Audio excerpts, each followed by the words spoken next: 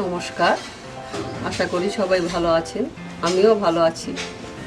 আমি শিলামণি। আজ আমি তৈরি করব বেলের মুরব্বা।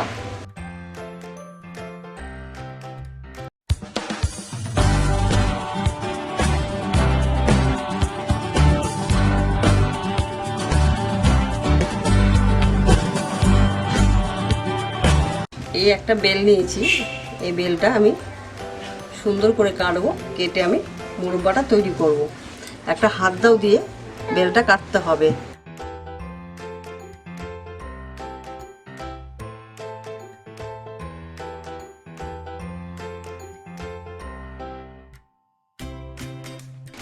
এবার আমি বটি দিয়ে ছাড়িয়ে নেব।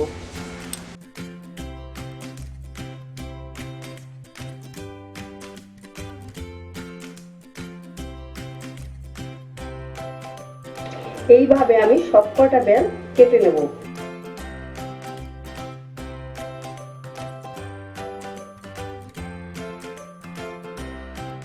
বেল আমার কাটা তৈরি। এইবার আমি রান্নাটা করে দেখাবো। বেলের মুরব্বাতে লাগবে, আমি এই জায়গায় বেল দুখানা কেটে নিয়েছি দিয়ে, এইবার লাগবে একটা পাতি লেবু, 4খানা এলাচ আর 300 গ্রামের মতো চিনি। এখন আমি মুরব্বাগুলো তৈরি করব। দুটো আমি গ্যাস জ্বালিয়ে দিচ্ছি।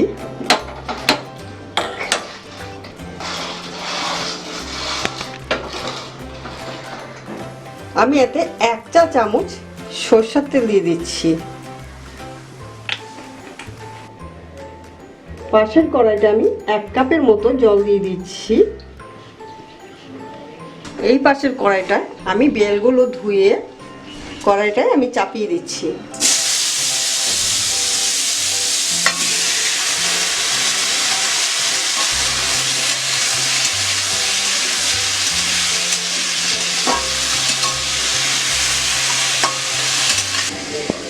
এতে আমি 1/2 চা চামচ নুন দিয়ে দিচ্ছি।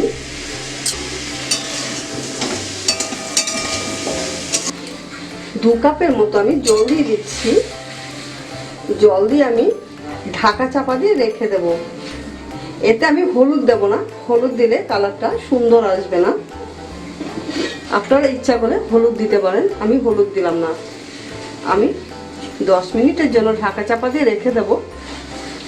আর এই পাশে কড়াইতে জল আছে, এতে আমি চিনি দেব, সিরাপটা করব। আস্তে আস্তে সিরাপটা হচ্ছে হোক। এলাচগুলো আমি একটু গরম করে গুঁড়ো করে নেব। 10 মিনিট হয়েছে, আমি ঢাকা খুলে দিচ্ছি।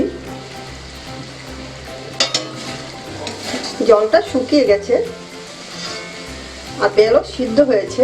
গ্যাসটা আমি অফ করে দিচ্ছি। এই দিকটায় সিরাপটা হয়েছে।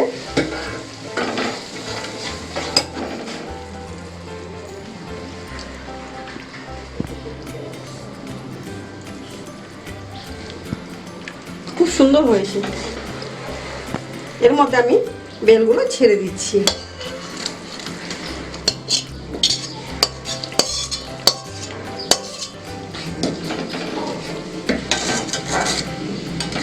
একটা গোটা পাতিলেবুর রস আমি এতে দিয়ে দিচ্ছি।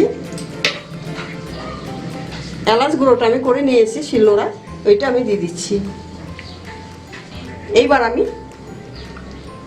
1 মিনিট ফুটিয়ে নেব। বেলের মুরব্বা তৈরি। আমি এবার গ্যাসটা অফ করে দিচ্ছি। এইরকমভাবে মুরব্বা তৈরি করে খেয়ে আমাকে অবশ্যই জানাবেন। আমি আবার নতুন নতুন রেসিপি করে দেখাবো।